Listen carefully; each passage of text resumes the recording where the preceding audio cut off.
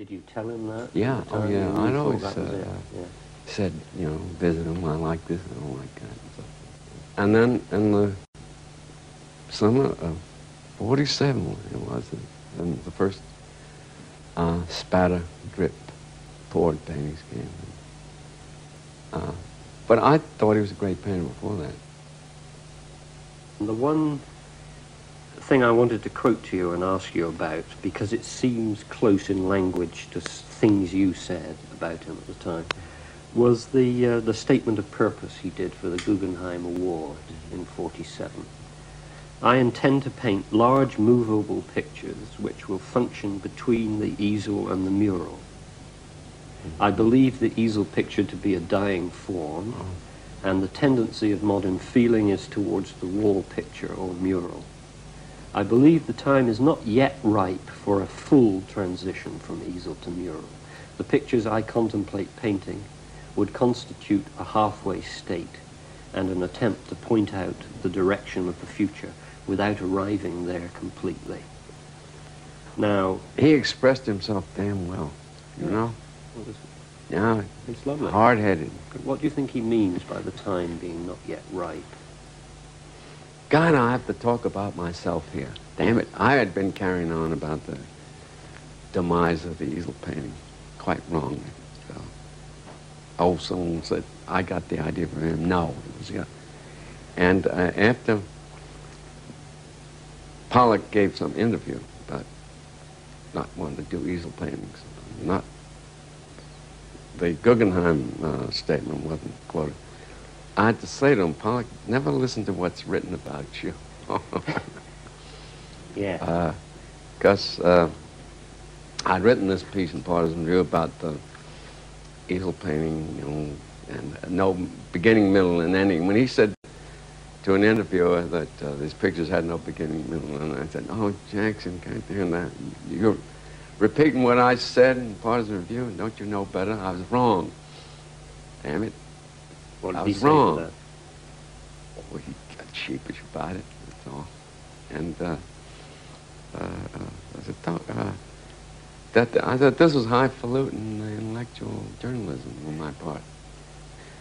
He objected to the pictures of a friend of his. I won't mention his name. He said they were just easel paintings.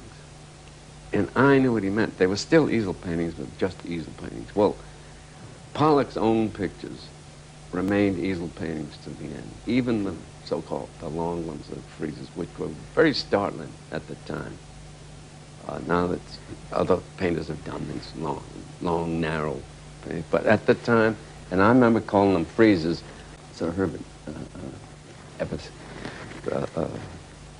And there was a kind of a discontent with the cabinet picture, the tidy picture on an easel.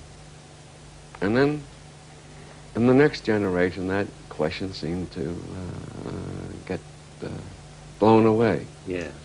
When you saw someone like Morris Louis painting, or Olitsky, or Nolan, and the question of the easel picture, the tidy picture on an easel that was all in control, disappeared. Now, in the 19th century, the French had painted way better pictures than bigger pictures than the Americans did. Better is a nice slip. And it wasn't a question of size, because Courbet's Studio, which is a great, great picture, is a contained picture. And there's something about getting away from that contained, boxed thing, which is one reason Pollock painted on unstretched canvas, and why he painted so big. From time to time, he wanted to find his way to the edges of the picture, rather than start out with those edges being given, as they would have been on a stretched canvas. Bonnard had anticipated him. Bonnard painted on unstretched canvas. Right. And then would cut out. Yes, I mean, it seems as though there's two strands in that statement. I mean, the one, that strand that away from the containment and orderliness of the Not easel orderly, picture? no. No? Good art is always orderly. Yes.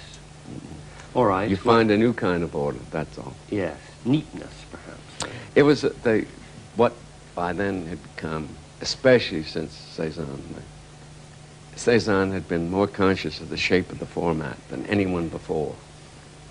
You know, repeating the shape of the picture, the shape of the canvas inside.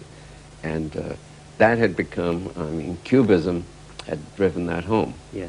And it was a breakout from synthetic cubism, the contained picture, which until then there was nothing wrong as such. Yeah. But for Pollock and others, it became a confining notion. That kind of well-made picture, Yeah. you know, the well-madeness had to come from somewhere else.